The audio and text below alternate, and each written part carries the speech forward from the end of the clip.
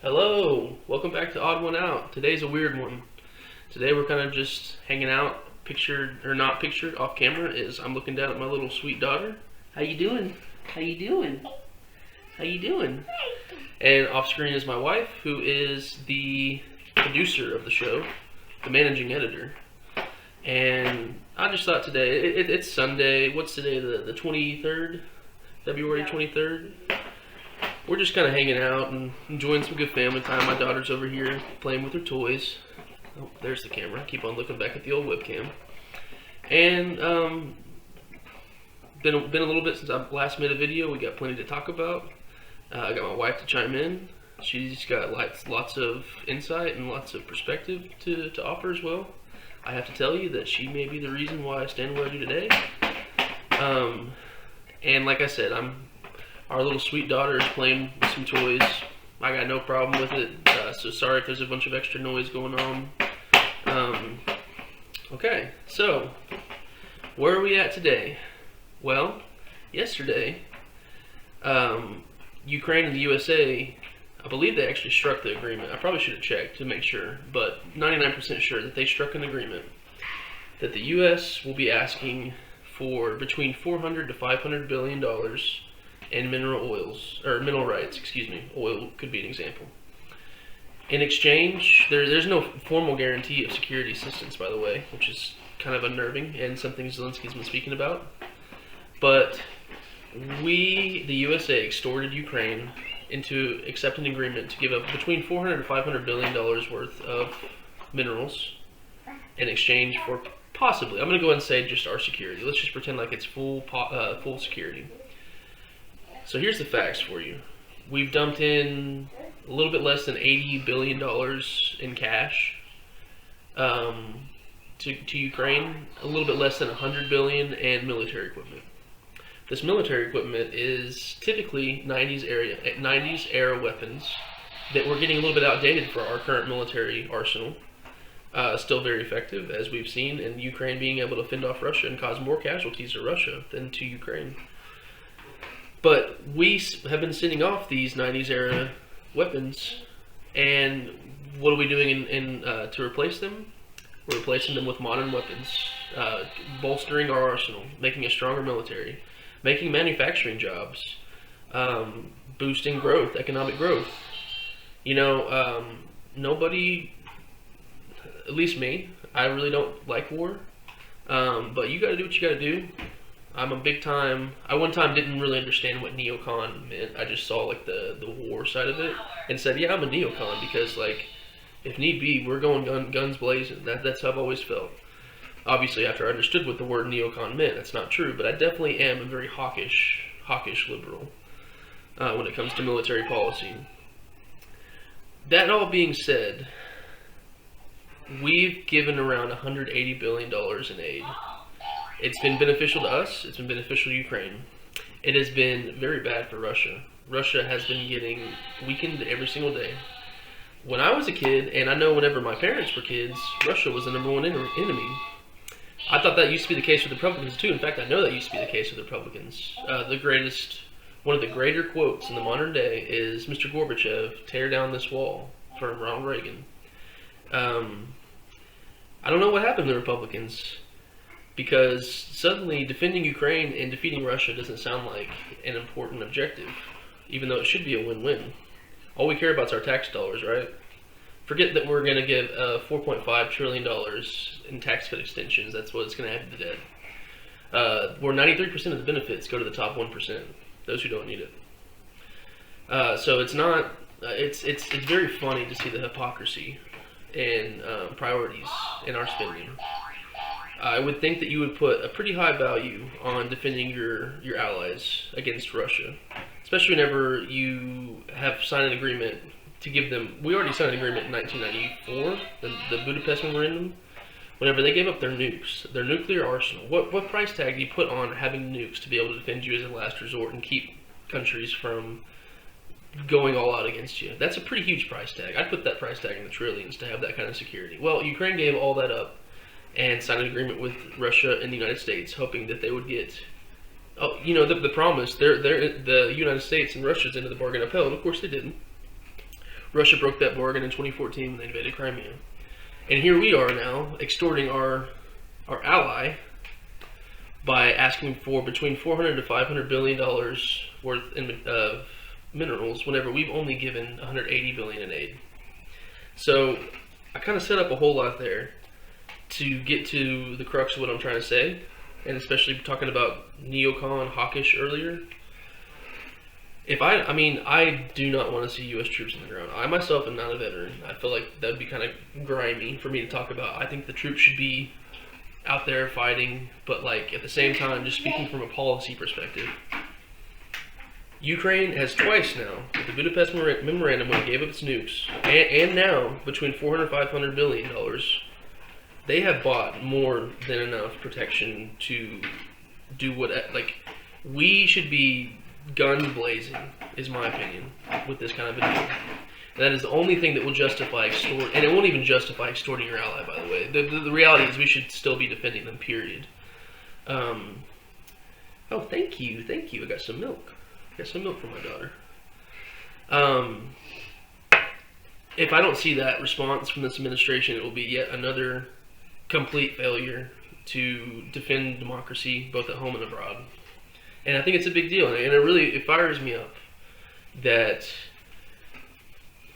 we don't have the same kind of, like, why are we flip-flopping on issues, Republicans? Tell me. Is it because Trump is in power and he doesn't want to do this? He doesn't want to be the same way that we were forever about our alliances and who's our enemies?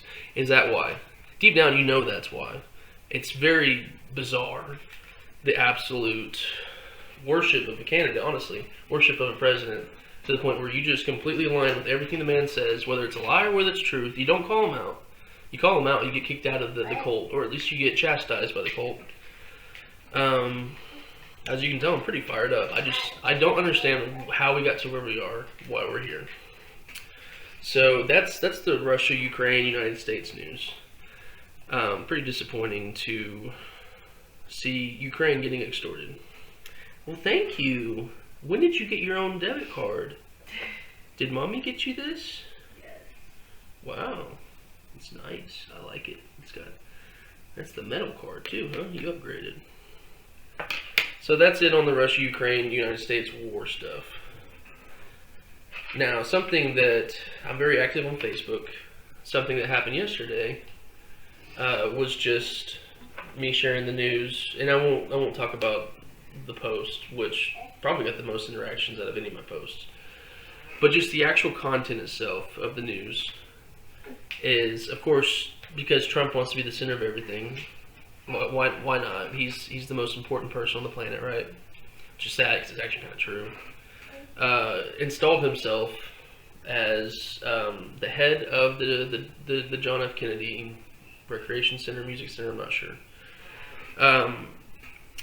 One of the acts that was listed was a gay choir.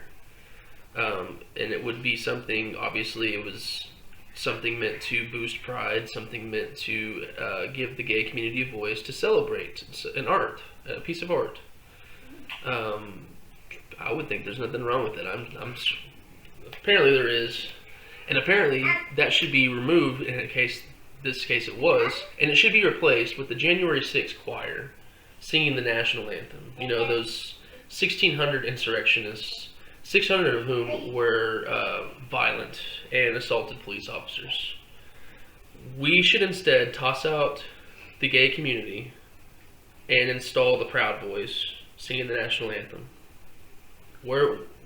How did we get here? There's so many ways you can look at this. One, just the plain hate, because they could have stripped out anything to replace the J6 choir with.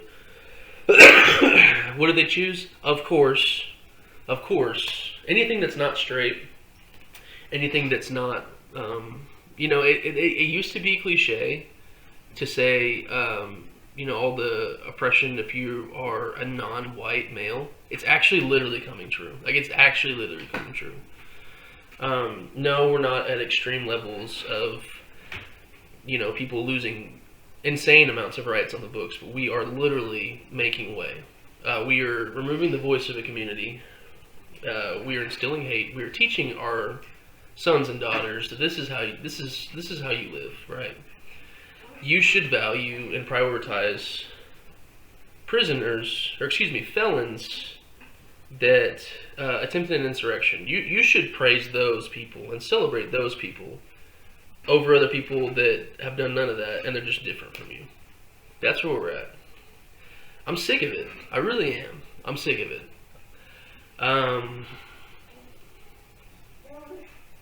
This is not Obama versus McCain. I mean, there's no versus anybody anymore. It's just, this is where we are. Trump's in office. This is the kind of crap that we tried to tell you about. If you voted for Trump, we wish you would. Come here, baby. You want your milk? There's your milk. Yeah.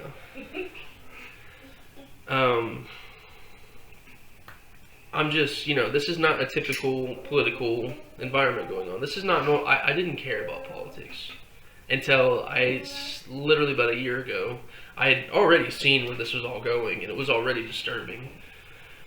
But it has just come to a total top, The fact that 49.8% of the voters on November 5th chose this nonsense. And you know what's sad? Is while Trump is losing support by especially independent voters who voted for Trump that are not married to the cult, as he continues to lose that support, he will always hold on to about 30% or so, more probably, the way this is working, and I couldn't tell you why. Some of these people that literally clung and held on to him because, I'm a Christian, so I'm going to vote for Trump, which is just... Don't know if you can see this right here. I don't proclaim to be a pastor. I don't proclaim to be... I went to a Christian college. I was raised in a Methodist church, complete opposite spectrum later of the church, and went Baptist, Southern Baptist. So I have a pretty solid background in the teachings of Jesus and Christianity. And you tell me what you see that's godly about Trump or any of these policies being done. America First is not a Christian policy. That by itself sounds pretty. And actually it doesn't all at the same time once you really try to break it down. But it's all nonsense. These are not Christian values. I don't know what you think you saw. Is it trans people that are like, they're, the left doesn't want to spit on trans people and doesn't want to tell them, you're only a man or woman, make up your mind. You don't matter. Is it because the left is not being hateful that you're not vibing with that just because you're a Christian? I don't understand. It's very frustrating. I say this all the time. I probably said it on a video before. I'm going to continue to say it. Go read Matthew 25 and you tell me what Jesus would think about all this. It's a fever dream of reality. I used to, especially when COVID hit, think it was funny. People would be like, we're living in a simulation. And it's like, I could kind of see that. And like with this stuff going on, it's almost like, I can kind of see it or I can definitely see it. And it's like, it's almost like some devious incel playing a simulation and just trying to have all the crazy nutso stuff happen that makes no sense and is full of hate. I don't know how 49.8% of the voters supported this. And we were nice for 10 years. The famous quote Hillary stated in 2015, when they go low, we go high. Michelle Obama, excuse me. This is why my wife is in the room. I'm sure Hillary just kind of echoed it. That doesn't work. And it should work. It's worked for 250 years, whenever America was civil. But we allowed one man to come into our politics, our arena, and just completely, he's not a politician, this is why, he's a businessman, this is why I want to, that all sounded great in 2016, and it sounded great to me at the time too. But if you are still of the mindset that, he's a great businessman, despite a famous Wharton, you can look this up, a famous Wharton professor, and excuse me for my language, I'm only stating what he said that Trump was the dumbest goddamn student he had ever had. That's literally what he said. You can go look that up right now. And it's because Trump had wrote in some like article or magazine, and this guy is long gone, by the way. Trump being president has nothing to do, has no bias into this. But Trump had made some kind of false claim that this specific professor at Wharton said that he was the smartest student he had ever had, blah, blah, blah. This professor saw that and was like, oh no, I need to clear this up. And he literally was talking in the letter and said, Trump was the dumbest goddamn student I ever had. He really said that, look it up. And we get told all the time, this is the world's smartest businessman. I get told that from my friends. Here's the facts. Trump might be the world's greatest marketer, world's greatest salesman. I don't know why, but whenever he pops up and sells a meme coin that's totally worthless, he can make $7 billion off of it, because he owns like, what was it, 80% of it? Run that the night before the election and grift it off. The night before the inauguration, excuse me, because he's not supposed to be doing that while he's president. So he's going to do it the night before he gets inaugurated, you know, like take advantage of the system, right? Which I'm all a fan of, being smart and working through the system and taking loopholes. Like that's just what I'm a fan of that. I'm also a fan of fixing it at the same time. I'm not a fan of the person on the very top stage setting an example for all of us, grifting and doing that. This man has bankrupted, it's more than 6 businesses. I was actually watching a breakdown, and he's bankrupted a lot of businesses. How do you bankrupt casinos? Casinos, where you literally rig the game to win. He would not be the man who, like, his wealth would have not been the same at all had it not been for The Apprentice. Again, marketing. If you are 10 years later still thinking that the man that said that he would eliminate the national debt in his first term, and then he went on to add the most to it of all time, before COVID, by the way, too, if you still believe that he's the greatest businessman, are you watching the news? Are you paying attention to anything? Or are you just parroting stuff that you hear? Are you a husband or are you a wife who's just parroting what the other one says? Just because you vibe with it, just because it's your... Are you parroting what your parents says? Your grandparents? Are you going to have an independent mind, take a look at reality, what's actually going on in front of you, break it down, and you're really going to tell me you still think he's the greatest businessman, he's eliminating our national debt? Oh, but by the way, we just cost $4 trillion to our national debt doing his first round of tax cuts. Let's add another $4.5 trillion too. Who does that benefit? It benefits me and you each year by about, what, $200, $300? I don't even know if that's that much. I think it's actually less. Is that really worth $4.5 trillion in national debt? If you say it is, and you're also the person that is a fan of Doge making cuts in the $5-10 billion range, it makes no logical sense, and you really should take a look in the mirror. I'm dead serious. Are you just a cheerleader fanboy, fangirl? Or do you actually want the country to get better, and you want to take this seriously and say, I'm sick of this nonsense, I'm sick of the teams, I want America to be better. So, like I said, this is going to be a different video. I've kind of just ranted through the whole thing. What kind of topics do you want to throw in? Well, I was going to circle back to, because you kind of touched on the war and veterans, so I was going to touch on something that actually has recently happened in Congress. Sorry I'm not on camera. I'll come on camera someday. I wasn't prepared for a video today, so... I'm very spontaneous. Hopefully you can hear me. So, there was an amendment presented to, I believe it's the budget bill or budget that they're working on in Congress. There was an amendment proposed to ensure full and uninterrupted funding for Department of Veterans Affairs, healthcare and benefits provided by the Sergeant First Class Heath Robinson, honoring our promise to address Comprehensive Toxics Act of 2022. I love that. Also known as the PACT Act, preventing any cuts or delays. Now, if you don't know, the PACT Act is a law that provides health care and benefits to veterans exposed to toxic substances. So this amendment was just to ensure that this funding kept going, as it said, preventing cuts or delays, and this funding for veterans to continue their treatments if they have been affected by this. It did not. It was not agreed upon. It was a 47 to 52 vote according to this, and I'm on congress.gov if you want to know my source.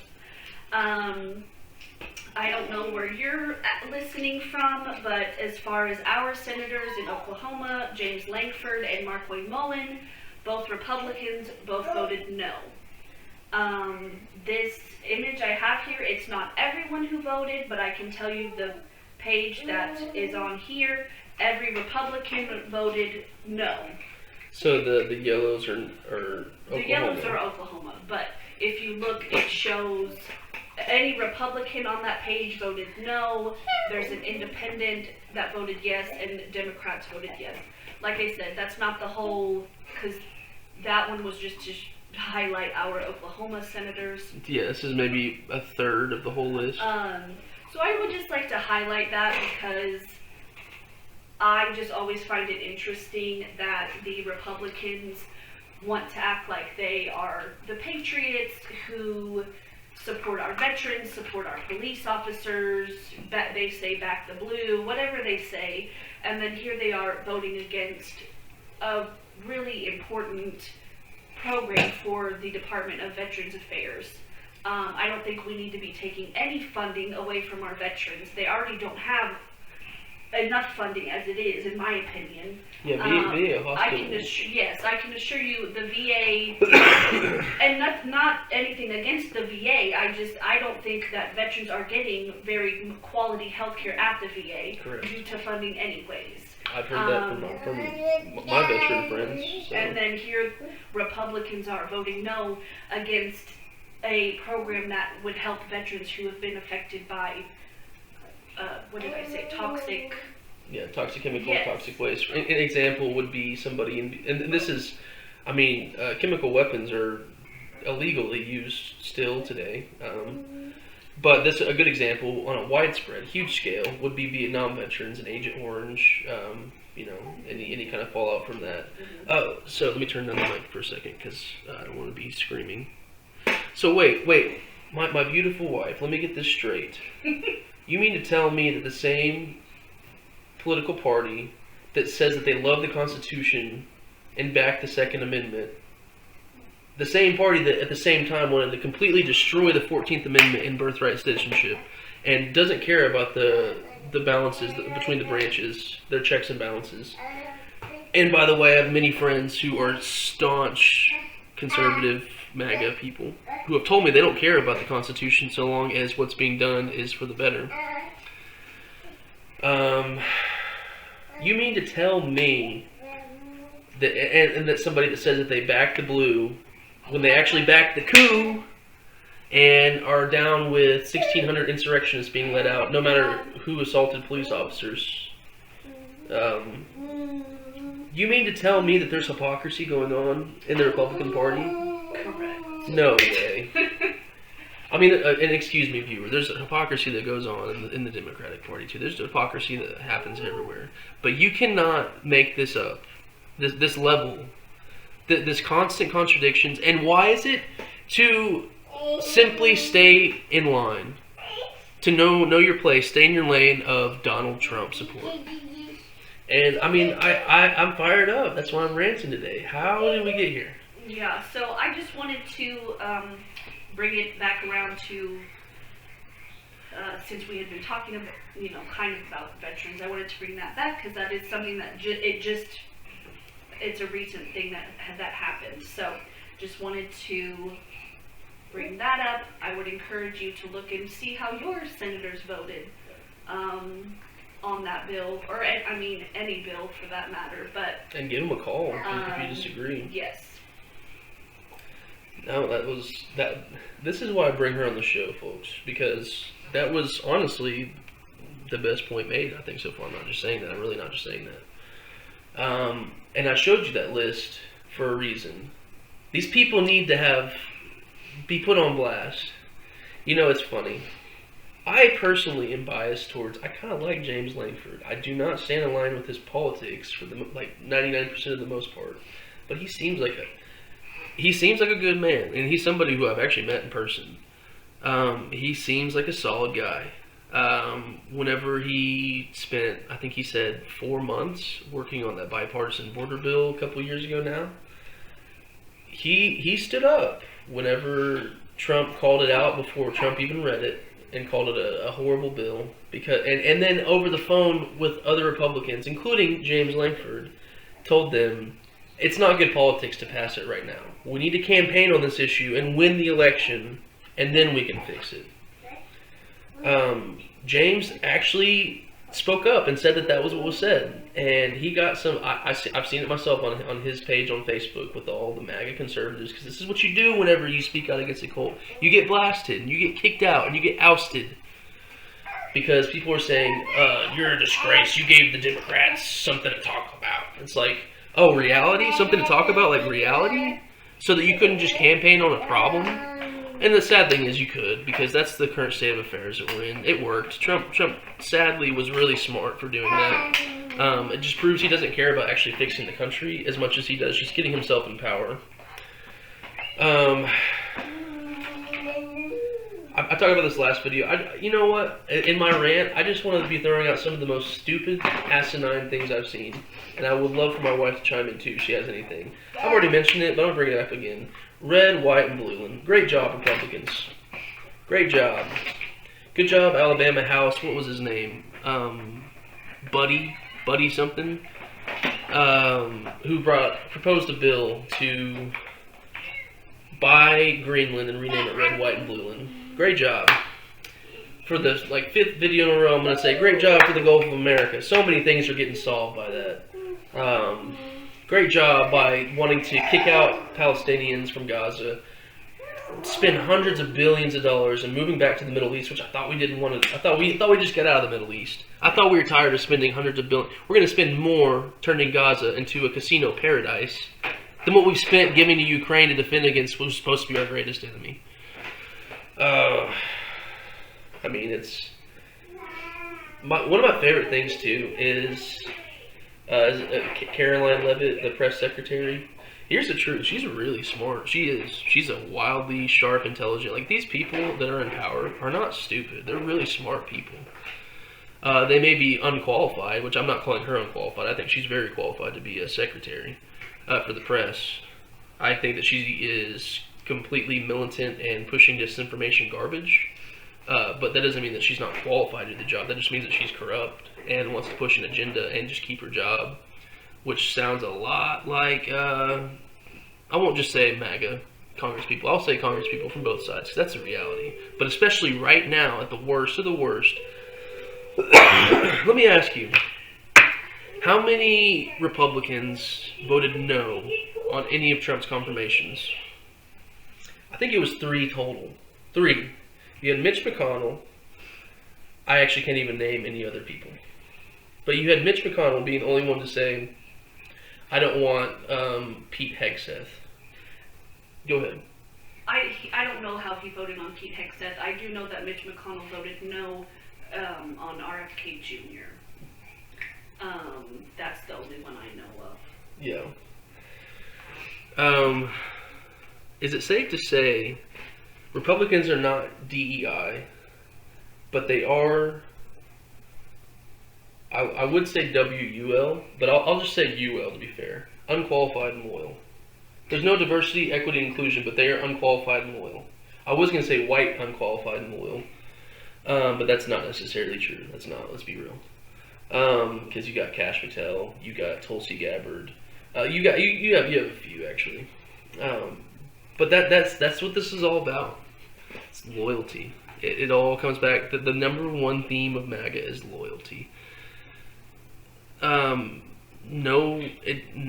Facts don't matter.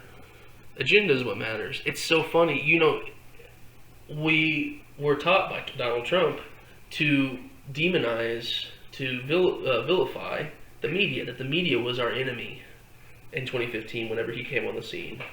You know what that slowly turned into? Complete distrust of news outlets and institutions, and in turn, having the Elon bot X have accounts that say like Desiree, Star, Rainbow, with a blue check mark. Who the hell is that? I don't even know. Putting out tweets saying total disinformation. So now that people are rejecting news outlets and institutions that yes have an agenda but still break actual facts. Now we're turning to Desiree, whoever that is, and that's a real. I literally just saw one that my friends were sharing, thinking it's like some kind of like bomb proof. We're rejecting actual news for just complete yoo-hoos. Like, who are these people? And they certainly have an agenda. If ADD was a person, that would be me. So I was just checking to see, because you were talking about which Republicans had voted no against any of the appointees, so I just was looking to see what I could find. It looks like Mitch McConnell, it looks like he did vote against Pete Hegseth, Tulsi Gabbard, and like I said, RFK. Unfortunately, he did vote yes for Kash Patel. Don't ask me how that works. Kash Patel is honestly, I don't know if he's. I think Pete Hegseth is the most unqualified. Or no, RFK is the most unqualified. Pete Hegseth is up there, but RFK is the most unqualified. Kash Patel is the most corrupt. That's nuts. Sorry, I'm just trying to.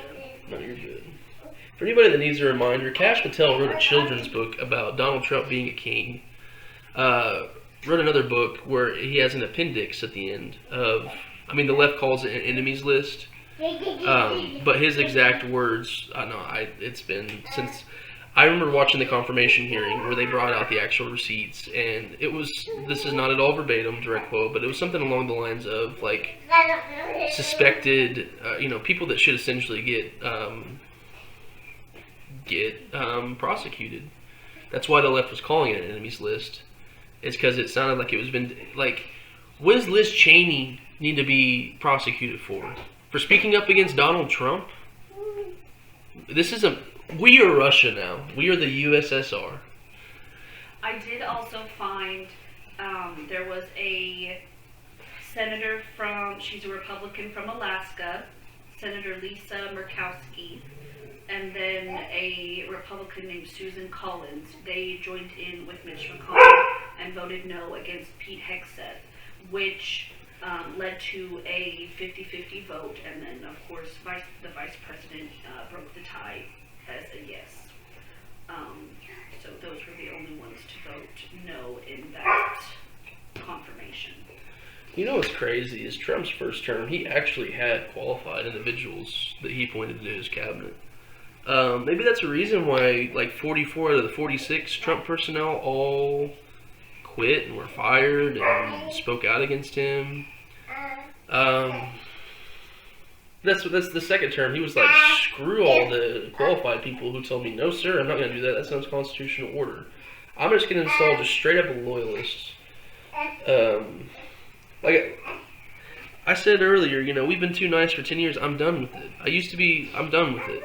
Y'all are spineless. You're cowards. If you see what's going on with our country, with our Constitution, with now 15 court injunctions handed down to this administration saying this is an unconstitutional order, we're blocking it.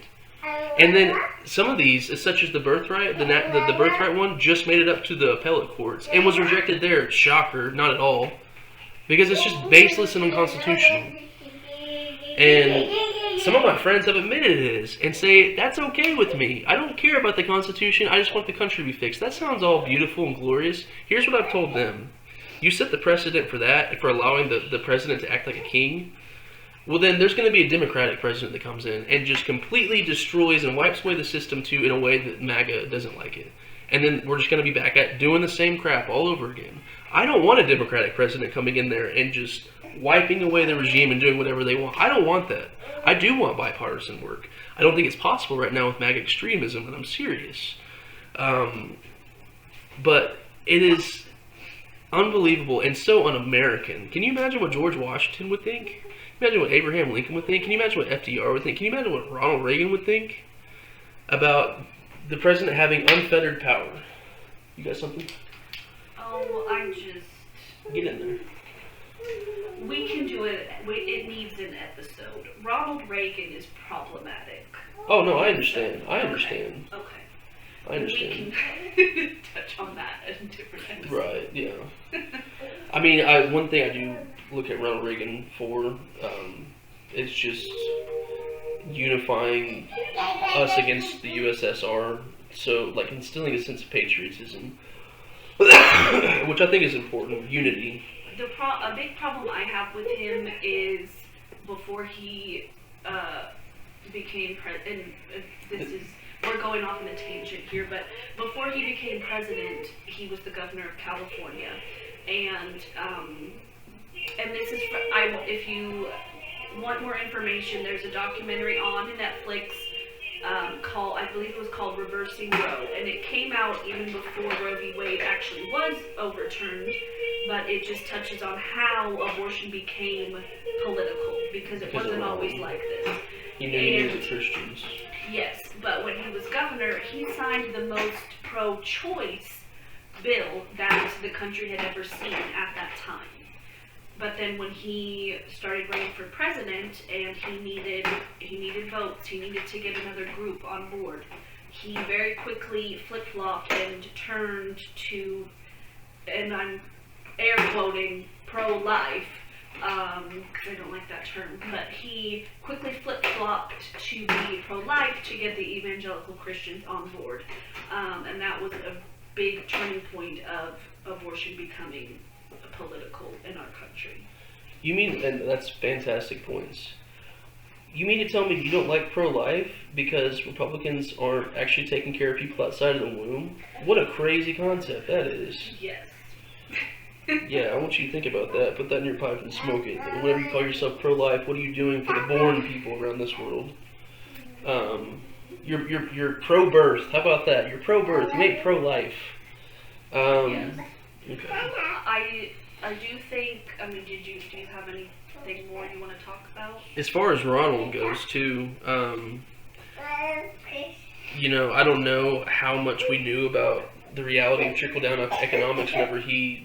I don't even know if he's the one that invented it or if he just made it famous, but whenever he was, going on about trickle-down economics, since the 70s, when adjusted for inflation, the working class has a 15% raise, which is good, because inflation's already been adjusted for, so none of that matters. It essentially means that the current day American has 15% more buying power for current day prices than the 70s American had for 70s prices. So we're better off today than we were in the 70s, period. 15%. Guess how much CEOs have got on average? Over 3,000%. That's a fantastic trickle down, though, isn't it? No, it's not. It doesn't work. Wealth inequality doesn't work. We get told that the wealthiest we've ever been, we get told this from Trump, was in the Gilded Age, from the 1870s to 1913. You need to look up what the Gilded Age was about. It was about the greatest wealth inequality of American history. The absolute haves and have-nots. The working class was destroyed, working in factories with horrible conditions and low wage. And the fat cats were just fat. Greatest wealth disparity of all time. I'm going to turn it back to my wife. Well, I was just going to say, I think we've hit on a lot of good points. If we maybe want to wrap this up, we have, talked about a lot of negative things going on. I was going to just point out some positives. Some positives Okay. that at least have happened in our state of Oklahoma, because I think it's good to try to find some positives. We had some pretty wild bills that were trying to be presented here in our state. One that would have allowed prosecution of women who received an abortion, as in like murder charges. As murder charges, yep. That did fail in the committee, so it's not going forward as of now. Someone will probably try to present it again next time around. I wouldn't put it past them, but as of now, that has failed. So that's a positive that at least people were working against that type of bill.